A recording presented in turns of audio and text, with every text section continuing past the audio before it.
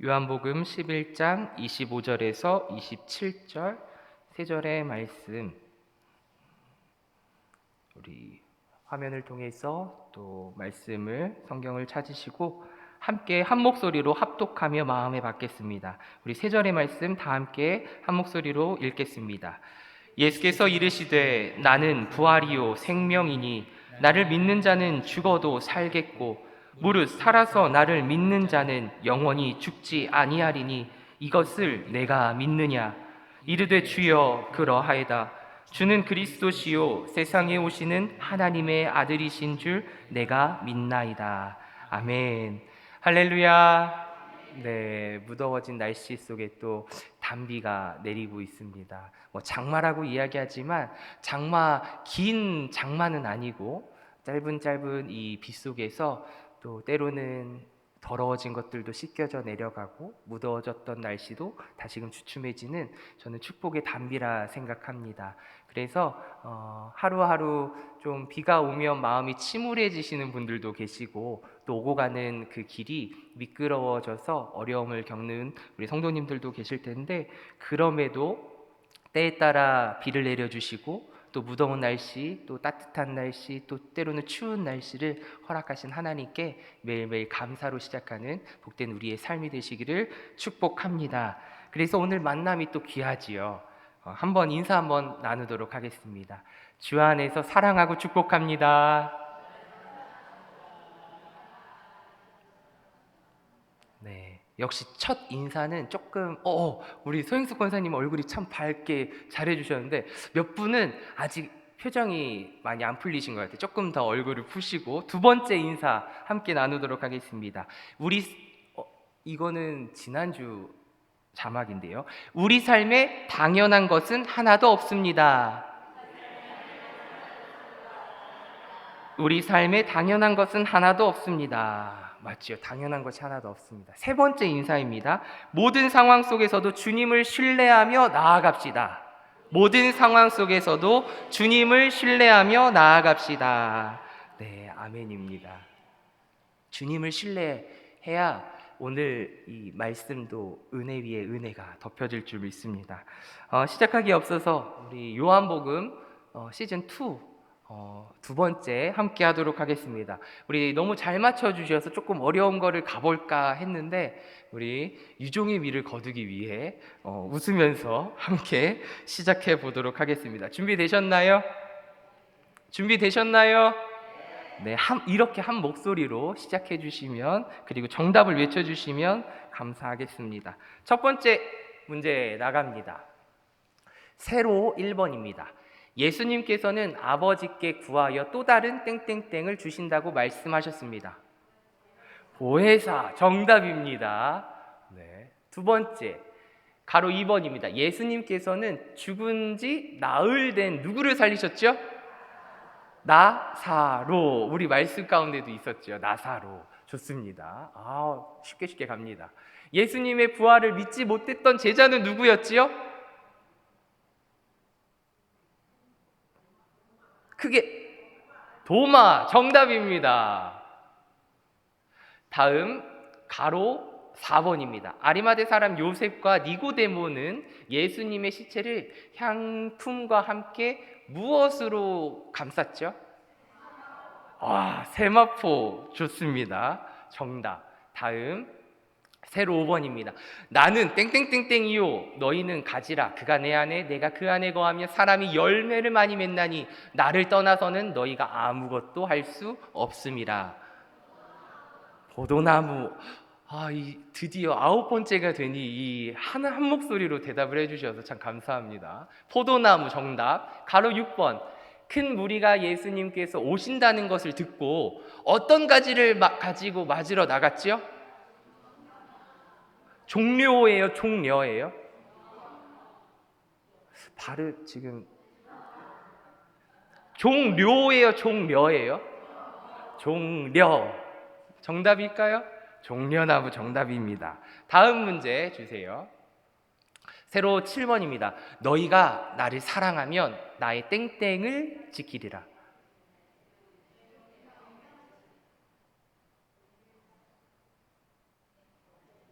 계명 정답입니다.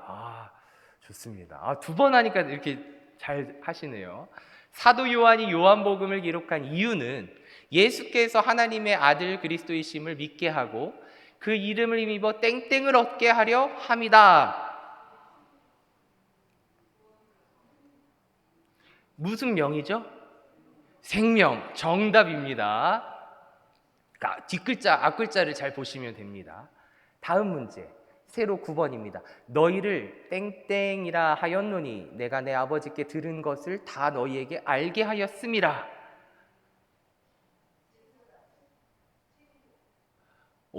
권사님 뭐라고요? 친구, 정답입니다. 마지막 문제입니다. 땡구 땡이에요. 마지막 문제.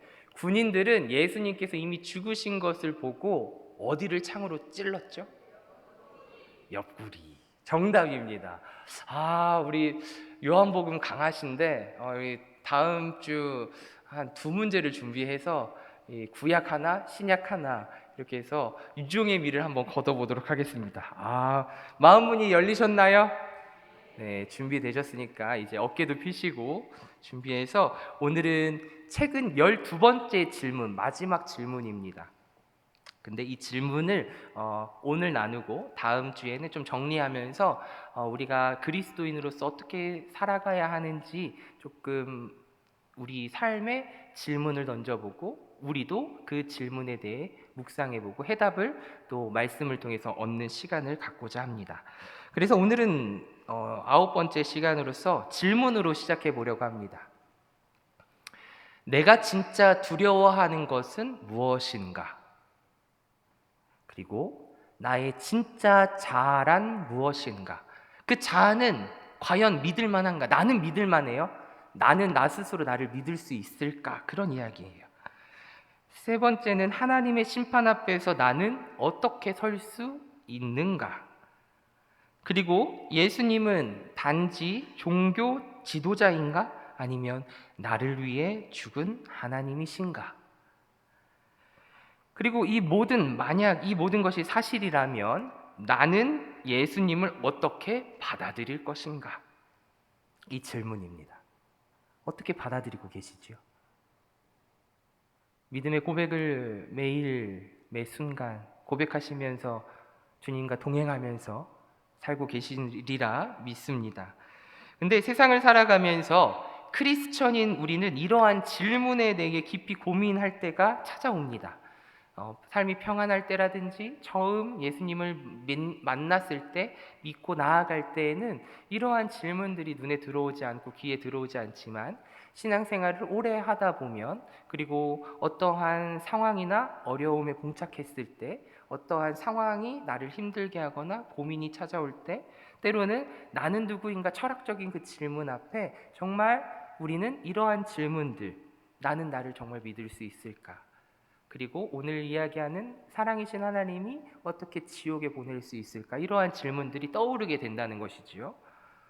그럴 때 우리는 이러한 질문들을 회피하는 것이 아니라 조금 나의 신앙을 가지고 이러한 고백을 어떻게 말씀으로 또 이겨내고 나아갈 수 있을까? 그것을 고민해야 합니다. 그것이 나쁜 것은 아니에요. 잘못된 생각으로 빠져나가는 위험은 조금 있을지라도 그런 것들이 있다면 목회자한테 이야기를 하셔서 이런 생각들이 드는데 어떻게 하면 될까요? 물어보시면 됩니다. 그런데 이런 질문조차 하지 않고 그저 아무런 의심 없이 하나님을 믿고 나아간다면 때로는 무너질 때가 있다는 것이, 흔들릴 때가 있다는 것이에요. 그리고 이 질문들이 초반에 뭐라고 했지요? 세상 사람들이 기독교를 향해 던지는 질문이거든요. 그럴 때 우리는 어떻게 대답해 줄 수 있느냐예요. 나 몰라. 아니 신앙생활 그렇게 오래 했는데 그거 왜 말을 못 해줘? 심지어 자녀들이 이러한 고민 속에 정말 진지하게 질문했을 때 한 번쯤은 우리도 생각을 하고 있었다면 그리고 나의 신앙관에 대해서 생각하고 정립해 나가셨다면 이런 물음들에 있어서 엄마는 말이야, 아빠는 말이야 이렇게 신앙생활하니 내가 만난 하나님은 이런 하나님이었어. 그런데 이런 질문들을 녹여서 잘 설명해 줄 수 있다는 것이죠. 그래서 우리는 이런 질문들에 대해서 한 번쯤은 깊이 고민해야 합니다. 그럴 때가 오기 때문이지요. 믿음으로 우리가 살아가기에는 주님을 모르는 이들도 많고 세상을 살아갈 때 나조차도 나를 모를 때가 많이 있습니다. 그런 상황들이 많이 있습니다. 무엇보다 죽음을 앞두고 살아가는 존재가 모든 피조물 아닙니까? 유한한 존재로서 죽음 이후, 아니 그 전, 이 땅에서의 삶이 천국인지 지옥인지, 천국을 누리고 계시지요? 아멘. 천국을 누리고 계시지요? 아멘입니다. 천국은 죽어서만 가는 곳이 아니라 이따가도 나오겠지만 주님과 동행하는 그곳이, 함께하는 그곳이 하나님 나라 천국입니다. 그래서 오늘 제목인 사랑이신 하나님이 어떻게 사람들을 지옥에 보내실 수 있는가, 이 질문에 책의 내용을 간략하게 살펴보고 말씀으로 정리를 마무리하도록 하겠습니다. 첫째는 하나님의 심판과 사랑은 모순이 아니라고 책은 말합니다. 우리는 하나님이 인간의 삶에 대한 판단할 권리가 있다는 개념조차 받아들이기 힘들어하는 연약한 피조물에 불과합니다. 그러나 성경은 분명하게 우리에게 이야기하고 있지요. 심판으로 끝나는 것이 아니고 끊임없이 선지자, 예언자들을 보내시는 그 하나님의 마음이 어떤 마음이에요? 구원하고자 하는 마음, 사랑의 마음이 있지 않습니까? 심판은 사랑의 결과라고 책은 말합니다. 사랑하는 존재가 해를 입을 때 우리는 분노하는 것처럼 하나님도 정의의, 공의의 하나님이시기 때문에 분노하신다는 거예요. 더 나아가 슬픔에 잠겨있는, 아픔에 잠겨있고 그 연약한 이들에게 그 낮은 곳에 주님은 계셔서 함께 울고 계시고 그들의 마음을 위로하여 주고 계신다는 겁니다. 거기서 끝나는 것이 아니라 공의의 하나님, 정의의 하나님이시기에 반드시 죄의 심판을 하실 하나님입니다. 그것은 어떤 사람을 무너뜨리고 절망 가운데 빠뜨리는 것이 아니라 죄를 싫어하시는 하나님께서 죄악 가운데 힘들어하고 아파하는 이들, 무엇보다 그 심판을 통해 다시금 돌아오게 하려는 아버지의 마음을 기억하십시오. 잊지 마시기 바랍니다. 지난 시간에도 이야기했듯이 그 이야기가 남의 이야기처럼만 생각하지 마시고 나를 주목할 수 있어야 됩니다. 왜냐하면 이따가도 나올 겁니다. 나도 나 자신을 잘 모르기 때문에. 그런 연약한 우리를 오늘도 이 자리에 불러주신 이유를 기억하고 믿음 가운데 나의 삶을 바라보시기를 축복합니다. 하나님은 분노합니다. 우리가 분노할 때 그 분노가 나의 이기심과 나의 욕심의 분노가 아니라 세상의 억압과 세상의 불의로 인해 분노할 때 하나님도 그렇다는 것입니다. 미투 운동 들어보셨죠? 미투. 네. 오늘날의 사회에 어떤 긍정적인 요소들이 있지요. 미투 운동처럼 심판은 단지 정죄가 아니라 정의를 회복하려는 열망의 표현임을 우리는 알아야 합니다. 열망의 표현. 어렸을 때나 예전에는 이런 것들이 다 감추어지고 드러나지 않았지만 오늘날 정의로운 자들이, 그리고 목소리를 낼 수 있는 그 작은 목소리들이 모여서 하나의 목소리를 이루고 정의를 실현해 나가는 우리 사회의 현상을 볼 수 있지 않습니까? 그런 가운데 우리는 무엇을 주목할 수 있어야 하느냐입니다. 거기에 나의 욕심은 없는지, 나의 의는 없는지, 정말 하나님의 사랑 안에서 공의와 정의가 실현되고 있는지 우리는 그것을 통해서 바라볼 수 있어야 합니다. 그럴 때 미투 운동처럼 어떠한 사회적 약자나 소외자나 이들이 말하는 그 외침이 곧 나의 외침처럼 받아들일 수도 있어야 되고요.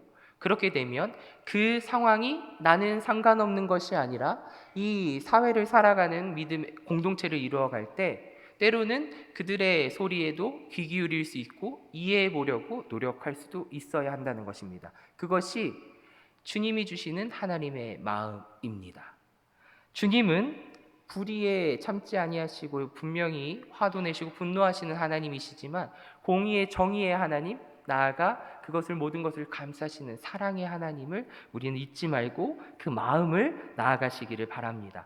두 번째 책은 무슨 이야기를 하냐면요, 그래서 우리 모두는 심판을 피할 수 없다라고 이야기합니다. 심판을 피할 수 없다. 그들만 심판을 받는 것이 아니라 인간 모두 심판을 받는다. 인간의 마음에는 선과 악이 공존합니다. 혹시 선만 있으신 분 계신가요? 그렇게 손을 드는 순간 네, 공격의 대상이 되지요. 벌써 우리는 악의 이 마음이 있는 거예요. 내가 저 사람을 아는데 과연 그러면서 우리는 벌써 비교하고 이러한 것들 정죄하기 시작하죠. 이에 대해서 문학가 솔제니친이라는 문학가가 말하는데요. 선을 가르는 선, 개인의 마음을 관통한다라고 이야기합니다. 외부 행위뿐만이 아니라 내면의 욕망과 상상까지 하나님 앞에서 드러난대요. 하나님 앞에서 모두 낱낱이 드러납니다. 그래서 저의 기도 제목 가운데 기도 내용 중에 하나도 하나님께서 나의 죄악을 조명하셔서 밝히 비춰주셔서 낱낱이 보여주셔서 제가 회개할 수 있는 기회를 주시니 주님 감사합니다. 그런 기도를 드리곤 합니다. 나의 내면의 욕망과 상상까지 하나님 앞에 못 드러나는 것이 없지요. 그래서 솔제니친이 말한 거를 조금 살펴보고 넘어가 보고자 합니다. 선을 가르는 선은 개인의 마음을 관통한다. 여기서 솔제니친이 말하는 선과 악의 경계란 대표작의 수용소 군도에서 이렇게 말을 하는데요. 선과 악의 경계선은 어떤 국가나 계급, 정당 안에 있는 것이 아니라 바로 모든 인간의 마음속을 가로질러 지나간다라고 이야기합니다. 이 말은 곧 악은 저들에게만 있는 것이 아니라 나에게도 있다는 자가입니다. 악한 제도나 억압적인 체제도 결국은 인간의 마음에서 비롯된 것이라는 뜻이기도 합니다. 선과 악의 그 경계는. 근데 이 통찰이 왜 필요한가? 제가 왜 들고 나왔냐? 이 솔제니치는 자신이 스탈린 체제에 의해 수용소로 보내졌지만 단지 그 체제만을 악으로 몰지는 않았습니다. 그는 수용소에서 다음과 같은 내적 각성을 겪는데 나도 악의 일부였다. 내 안에도 권력에 굴복하고 거짓을 받아들인 책임이 있었다. 즉 그는 희생자이면서 동시에 책임자일 수 있다는 복합적인 인간 본성을 인정했습니다. 이것은 자기 자신을 향한 엄중한 성찰이었고 자기 자신에 대한 성찰이었고 모든 인간이 자기 안에 악과 맞서 싸워야 한다는 윤리적인 각성을 했던 이가 이 문학가 솔제니친입니다. 이 통찰이 말하는 그래서 인간과는 두 가지 이해로 이어지는데요. 첫 번째는 인간은 절대적으로 선하거나 악하지 않다. 여기 절대적으로라는 단어를 사용했어요. 우리는 잠재적으로 선한 일을 할 수도 있고 선을 행할 수도 있고 악도 행할 수 있는 존재입니다. 환경과 선택과 용기와 그리고 양심에 따라 악을 선택할 수도 있고 거부할 수도 있습니다. 자유의지를 우리에게 주신 하나님이시죠. 선과 악의 싸움은 그래서 사회 밖이 아니라 우리 마음에서 일어난대요. 사회 밖이 아니라 우리 마음. 우리는 사회 밖에서 찾을 때가 참 많이 있어요. 그렇게 보일 때도 참 많이 있지요. 하지만 그것을 결정하고 선택하고 그것을 바라보는 우리 안에서 그것은 선과 악의 싸움이 일어난다는 것입니다. 전쟁이나 혁명, 제도 변화로 세상이 바뀌는 것이 아니라 한 사람 한 사람의 내면이 변할 때 그래서 세상이 바뀐다고 말합니다. 이것을 오늘날 그래서 적용을 해보면 우리는 너무 쉽게 악한 사람들을 정죄하고 나 자신은 선한 편에 있다라고 착각을 합니다. 우리 성도님들도 혹시 그러신가요? 나는 좀 착해. 너에 비하면 좀 난 착한 것 같아. 상대적으로 너무 쉽게 악한 사람들을 정죄하기 너무 정죄해요. 왜 저러는 거야? 이러면서 나는 착한 선한 편에 있다라고 착각합니다. 그러나 솔제니친이 지적한 것처럼 우리 모두가 매일 선과 악 사이에 선택하고 있으며 진정한 변화는 남이 아니라 내 안에서 시작이 되어야 한다라고 말하고 있습니다. 거기 동의하시나요? 네. 그래서 제가 솔제니친이 주장한 것을 소개해 드립니다.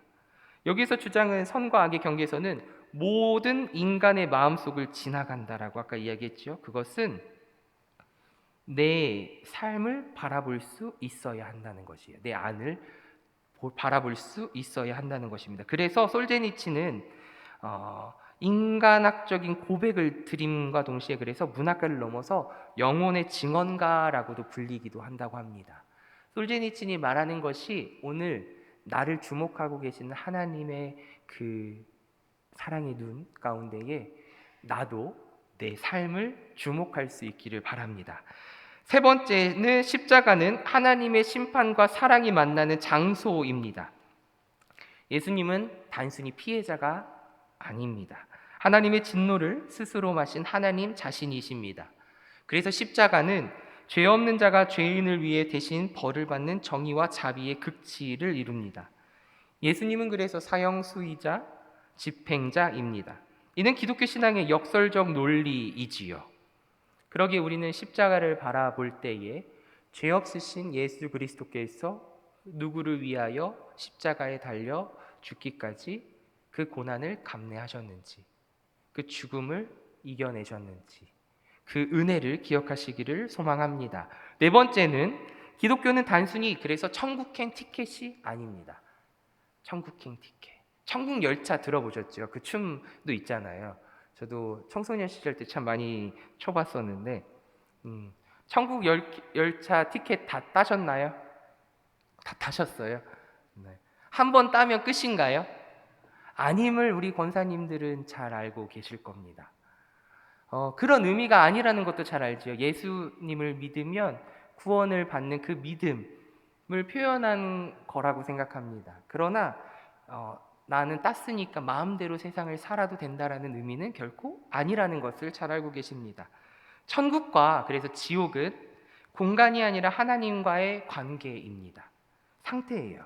천국은 사랑과 용서, 진정한 친밀함이 완성되는 상태, 완성되어 가는 상태, 즉 예수 그리스도께서 이 땅에 다시 오실 그때에는 완성됨을 우리는 찬양하고 찬미하고 영광을 돌릴 것입니다. 지옥은 하나님이 없는 삶의 완전한 연속선입니다. 즉 자기 선택에 대한 결과이지요. 그래서 때로는 자유의지가 없었으면 하는 기도를 드릴 때가 있어요. 죄를 짓기 싫어서 주님, 이 세상 죄악이 너무 넘쳐나는데 하나님 뜻에 살기 원합니다. 제 선택 말고 아버지께서 다 선택해 주세요. 이리로 가라고 하면 전 이리로 가겠고 멈추라 하면 멈추겠습니다. 저만 그런 기도 드렸나요? 어떤 선택에 있어서 그 선택에 책임을 또 지고 싶지 않고 이게 죄악일 수도 있기에 하나님 알아서 좀 선택해 주세요라고 저는 기도할 때가 있었거든요. 천국행 티켓이 아니기에 천국과 지옥은 하나님과의 관계이고 이것은 자기 선택에 대한 결과, 즉 관계 회복이 포커스입니다. 천국과 지옥의 진정한 의미를 보면 우리는 천국과 지옥을 보내지는 장소로만 생각하는 경향이 있습니다. 어떤 이들은 행위에 따라 운명이 결정된다라고 생각해서 모든 것을 고려할 때 착한 사람이면 다 천국에 가리라고 기대하고 히틀러와 스탈린과 같은 이 악한 사람들은 지옥에서 시달릴 것이라고 여깁니다. 다른 이들이 생각하기에 기독교는 임의적으로 보이는 특정 표현을 근거로 사람들을 천국이나 지옥으로 분류해 넣습니다. 예수님에 대해서 들을 정도로 운이 좋고 예수님께서 자기들을 대신하여 죽으셨음을 믿을 정도로 곧잘 믿는 사람들은 천국으로 보내어지고 예수님에 대해서 들은 적도 없고 들어본 적도 없고 보지도 못했고 다른 종교를 선택했고 매우 똑똑해서 부활한 사람이라는 말도 믿지 않고 그건 말도 안 되는 부정하는 사람들은 비논리적이게도 지옥이라고 불리는 곳으로 보내진다라고 말합니다. 그러나 성경은 다른 이야기를 들려주지요. 성경의 관점으로 보면 천국은 대체로 어느 장소가 아닙니다. 천국은 하나님과의 관계에서 누리는 충만한 복의 줄임말입니다. 천국은 하나님과의 관계에서 누리는 충만한 복. 천국은 집으로 돌아온 탕자입니다. 그리고 천국은 기쁨의 눈물이 그렁그렁한 채로 남편에게 안긴 신부와도 같고요. 천국은 새하늘과 새 땅으로서 거기에서 하나님의 백성은 향상된 부활의 몸을 입고서 인간이 누리는 최고 결혼 생활에서 또 언뜻 보여줄 뿐만이 아니라 그 친밀한 그 영원을 누리는 곳이라고 우리는 생각합니다. 천국은 다시 창조된 땅에서 하나님과 그분 백성의 깊은 관계를 실제로 경험하는 본향입니다. 혹시 천국을 누리고 계시는지요? 내 삶이 때로는 슬플 수도 있습니다. 어려움도 찾아올 수 있어. 인간사, 세상 만사 어려움이 있을 수 있지요. 그런 걸로 주님이 없다라고 여겨지지는 않지 않습니까? 우리는 늘 주님과 동행하기에 내가 어느 곳에 있든지 잠잘 때나 밥 먹을 때나 일을 할 때나 하나님과 동행하는 그 삶이 천국을 이루어가는 줄 믿습니다. 우리 권사님들 열심히 땀 흘려서 주방 봉사를 하시고 또 더울 때나 추울 때나 밖에서 주차 봉사를 하시고 어느 곳에 있든지 교회 사역을 하는 그 곳곳에서도 하나님과 동행하는 그곳이 천국이기에 천국을 이루어 가시기를 축복합니다.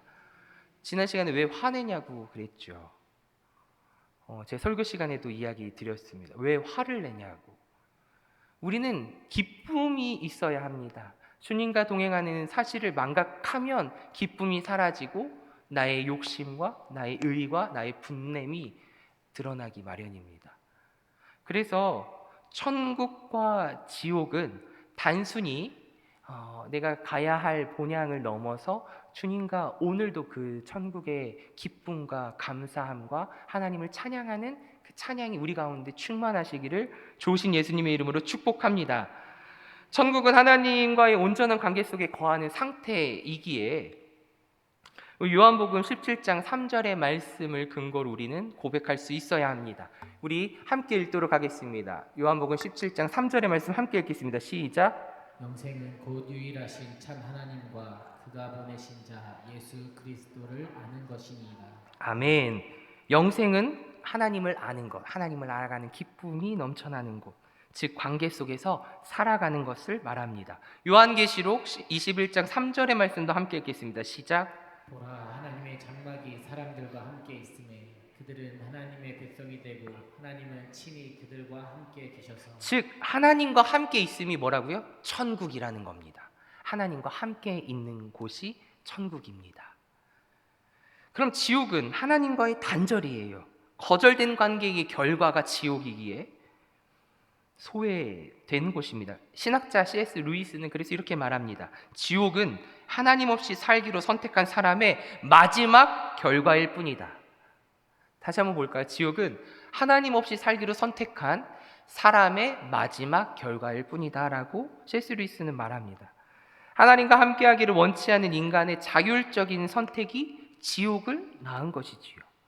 주님이 보내신 것이 아니라 그것을 선택한 사람, 인간, 피조물이 만든 결과이지요. 그래서 기독교 신앙은 무엇보다 관계 회복입니다.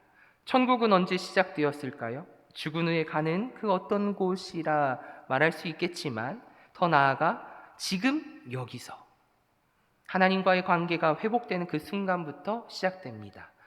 이것을 성화를 이루어가는 과정 속에 하나님과 동행하기에 성령 하나님께서 우리와 함께 계시고 우리의 믿음을 붙들어 안위하여 주시는 그 매일매일의 순간이 우리는 천국이요 하나님을 찬양하는 곳이 하나님 나라인 줄 믿습니다. 누가복음 17장 21절에 그래서 하나님의 나라는 너희 안에 있느니라 라고 말씀합니다. 다섯 번째, 그래서 진정한 자유는 하나님 안에서만 존재합니다. 자유함, 내 마음대로 한다는 것이 자유가 아니라 인간의 자유는 제한되어 있지만 하나님의 생명 안에 연결될 때 참된 자유를 누린다는 것이에요. 자유하신가요? 뭐로부터 자유하시나요? 죽음으로부터 자유함을 주셨고 율법으로부터 자유함을 주셨어요. 죄로부터 자유함을 주셨습니다. 그것을 누리고 계시는지요? 내가 만든 하나님 그 안에서 내가 만든 율법으로 하루 매일 큐티를 안 하면 나를 정죄하고 나는 죄인이고, 정말 아파서 때로는 아이들을 양육함에 있어서 시간이 없어서 말씀을 제대로 묵상하지 못하는 나의 삶을 청년 때와 비교해서 나를 정죄하고 나를 억누르고 막 그런 사람들이 있거든요. 저는 율법으로부터 자유함을 얻으라고, 하나님이 매일매일 말씀을 묵상하라고 했냐고, 몇 장, 7장 하라고 말씀하셨냐고. 그렇지 않습니다. 본인이 만든 그 틀 안에 갇혀서 자유함, 하나님께서 주시는 그 자유함 속에 감사를 누리지 못하는 경우가 참 많이 있습니다. 내가 정한 그 율법, 그 틀 안에서 신앙생활을 잘 지켜나가시면 좋은데, 이것이 누군가에게 있어서 남을 판단하는 정죄의 도구가 되고 나 스스로 그것으로 하나님과의 관계가 멀어지는 것 같이 여겨지신다면 그것은 어떻게 보면 악마의 속삭임일 수도 있습니다. 그것으로 통해서 우리를 넘어뜨릴 수 있다는 사실을 기억하십시오. 관계 회복이라면, 그리고 그 관계 회복 속에 하나님께서 주시는 참된 자유함이 있다라면, 내가 원하는 대로가 아니라 내가 진정 원하는 것을 선택할 수 있는 능력이 생깁니다. 진정한 자유의지가 해리스의 세계관에서 존재하지 않는 반면에 기독교의 세계관에서는 존재를 하는데요. 하나님은 완벽하게 살아계시듯이 완전히 자유로우십니다. 그리고 우리의 생명이 그분의 생명에 달려있고 우리의 사랑이 그분의 사랑에 달려있듯이 우리의 뜻도 그분의 뜻에 달려있습니다. 그러면 하나님께서 아까도 제 기도처럼 죄 짓기 싫으니까 하나님 여기로 가라 하면 여기로 가고, 여기로 가라 하면 여기로 가고, 제가 길치여가지고 방향치거든요. 그래서 여기로 가라 하시면 여기로 갈 수 있고, 이쪽으로 가라 하면 여기로 갈 수도 있는데, 그런 결정권도 없는 자유함, 그런 이야기, 얽매임, 이런 것들이 아님을 우리 성도님들은 잘 알고 계시지요. 하나님은 살아계시고 완전히 자유로우시며 우리의 생명과 우리의 주권이 주께 달려있기에 우리의 뜻도 주님께 달려있음을 고백하며 나아가신다면, 이러한 관계에서 우리는 하나님께서 주시는 자유함을 누릴 수 있다는 것이에요. 책은 임신한 사람을 이야기하는데요, 임신한 그 상태, 임신해서 엿볼 수 있다라고 이야기합니다. 자궁 속에 있는 아기는 그 생명이 전적으로 누구에게 있지요? 엄마에게 달려 있습니다. 근데 진짜로 살아있는 존재지요.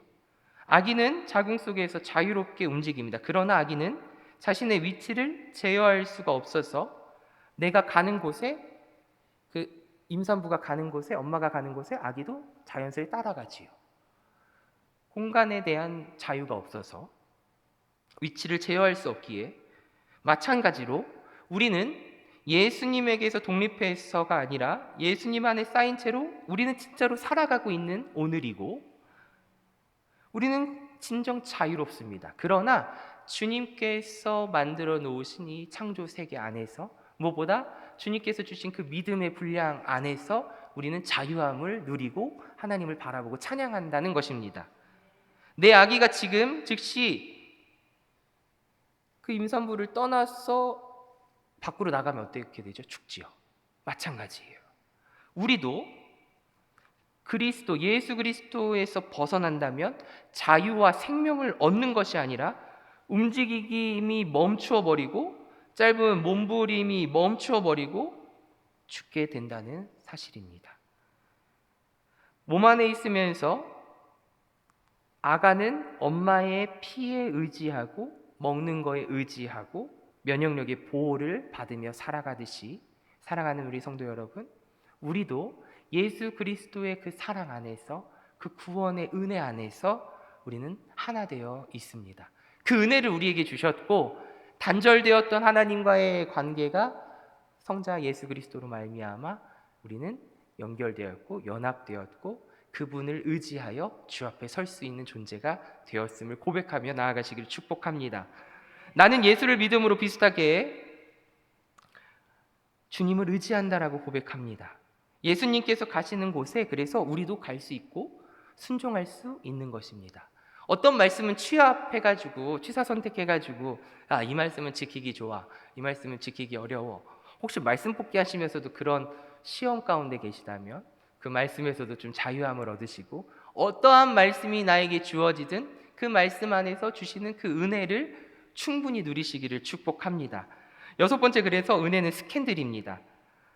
여기서 조금 우리가 의아해할 수도 있는데요.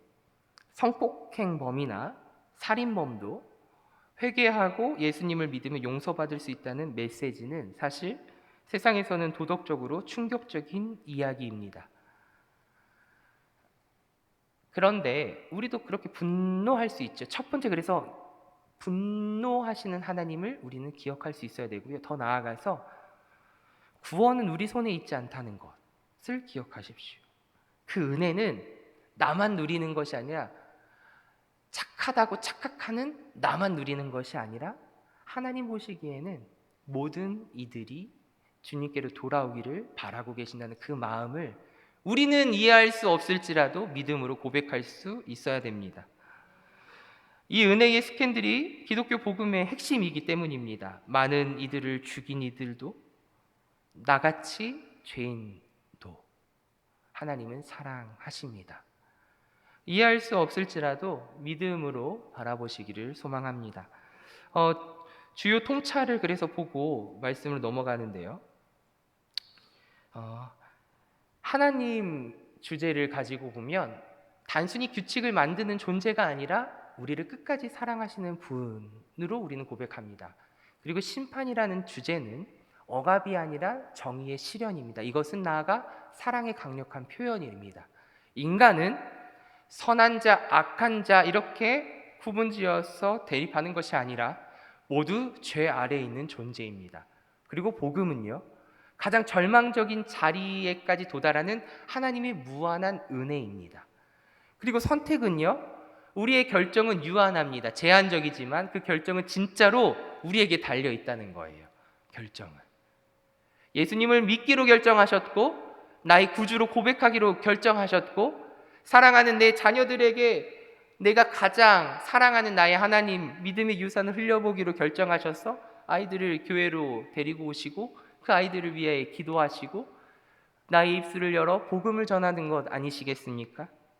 그 선택은 유한하지만 결정은 진짜로 우리에게 달려있다는 사실입니다. 그래서 책은 정리하면서 이야기합니다. 그리고 기독교는 우리에게 말합니다. 너가 알고 있는 나쁜 놈이 바로 너일 수 있다. 네.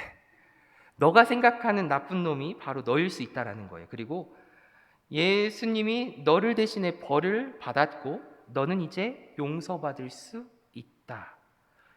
근데 세 번째 말은요. 선택은 내 몫이다. 너의 몫이다. 라고 이야기합니다. 이 복음은 단순히 위로를 드리는 것을 넘어서 우리 삶을 뒤바꾸는 부르심임을 기억하십시오. 시대와 문화에 따라 악의 형태는 달라질 수 있지만 악의 본질은 하나님의 뜻에서 벗어난 상태이고요.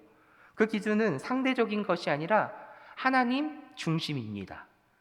예전의 악과 지금의 악을 상대적으로 비교해서 저것은 좀 덜 악해라고 판단하는 것이 아니라 그 기준은 그래서 상대적인 판단이 아니라 하나님 중심으로 바라봐야 됩니다. 솔제니치는 우리에게 묻습니다. 그래서 너는 어떤 시대의 흐름에 따라 자기 합리화를 하고 있는지, 너 안에 선과 악을 보고 있냐 묻습니다.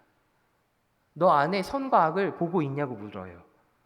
어떤 시대에 따라서 그래서 옛날에는 죄가 아닌데 오늘날에 있어서 죄가 되는 것들이 참 많이 있지 않습니까? 근데 그건 상대적인 것이 아니라 하나님 중심이라는 거예요. 그리고 오늘 본문은 이러한 질문을 넘어서 본질적인 믿음에 대한 확신의 질문을 예수님께서는 묻지요. 그래서 본문의 말씀을 다시 한번 읽고 정리해 보도록 하겠습니다. 함께 읽겠습니다. 시작. 예수께서 이르시되 나는 부활이요 생명이니 나를 믿는 자는 죽어도 살겠고 무릇 살아서 나를 믿는 자는 영원히 죽지 아니하리니 이것을 네가 믿느냐? 이르되 주여 그러하여다. 주는 그리스도시요 세상에 오시는 하나님의 아들이신 줄 내가 믿나이다. 아멘. 예수님은 우리에게 단순한 교리를 가르치시는 것도 아니고 가르침도 아닙니다. 자신이 곧 생명이시고 죽음마저도 이 생명을 멈추지 못한다라고 선언하고 계신 것입니다. 나를 믿는 자는 죽어도 살겠고, 즉 몸이 죽어도 영혼이 죽지 않는다 말씀하시는 거죠. 마르다에게 그래서 던진 이 질문은 오늘 우리에게 말씀하십니다. 너는 이것을 믿고 있는가? 사랑하는 내 딸아, 내 아들아, 너는 이것을 믿느냐? 마르다는 단순히 네, 알고 있습니다 라고 고백한 것이 아니라 주님, 그러합니다. 주님은 그리스도시요 하나님의 아들이심을 저는 믿습니다. 저 알고 있어요 라고 이렇게 그냥 이야기로 끝나는 것이 아니라 주님이 메시아임을, 하나님의 아들이심을 저는 믿습니다 라고 고백한 것입니다.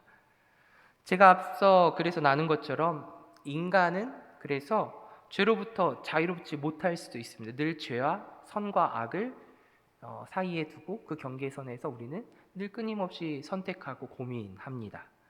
하지만 우리가 예수님 안에 거할 때 우리는 진정한 자유와 생명을 누릴 수 있습니다. 그러기에 혹 죽음이 두려우신 분이 계십니까? 저도 인간적으로 참 두렵습니다. 그런데 그러기에 하루하루 만나는 이들이 더 소중합니다. 이렇게 눈을 맞추고 서로 하나님의 말씀을 함께 나누는 이 시간이 얼마나 귀한지 모릅니다. 그래서 한 번 더 인사하겠습니다. 우리는 매일 죽음을 앞둔 존재로 살아간다라고 이야기하지 않았습니까? 그래서 오늘 내가 할 수 있는 가장 밝은 미소로 나와 눈 마주치는 성도님들에게 인사하십시오. 사랑합니다. 건강하세요. 한번 인사 나눠보겠습니다.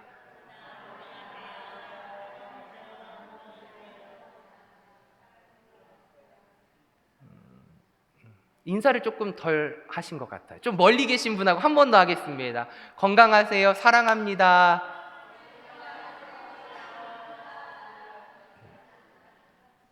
주님의 위로인 줄 믿습니다. 사랑하는 성도 여러분, 예수님은 우리의 방황과 죄를 보시는 정의의 하나님, 공의의 하나님이시지만 심판만 하시는 분이 아닙니다. 생명이요 부활이신 하나님, 십자가에서 우리의 모든 짐을 지신 분이시고 마르다의 고백처럼 주님을 나의 주, 나의 하나님 메시아로 고백하기를 원하고 계십니다. 하나님은 정의의 하나님이시고 우리의 죄와 고통에 현실적으로 반응하십니다. 함께 내가 오는 그곳에 사랑하는 내 딸아, 내가 너와 함께 한다라고 위로해 주시는 하나님이시요 힘과 용기를 더해 주시는 하나님임을 신뢰하고 믿고 나아가시기를 소망합니다. 그것이 이 십자가에서 드러난 사랑의 절정입니다. 사랑과 은혜의 절정. 그런 주님을 오늘도 고백할 수 있다는 것이 얼마나 큰 은혜인지 모릅니다. 맞지요? 오늘도 그 은혜와 사랑을 마음껏 마음에 품고 오늘도 사랑의 하나님이 지옥에 왜 보내실까가 아니라 연약한 나를, 죄인된 나를 오늘도 주의 보혈로 죄 씻어주시고 연약한 나를 주의 말씀 안에 다시금 믿음을 세워나갈 수 있도록 긍휼과 자비를 베풀어 주신 하나님을 의지하고 바라보며 나아가시기를, 오늘 이 시간 나의 기도의 제목이 그런 기도의 제목으로 시작하시기를 축복합니다.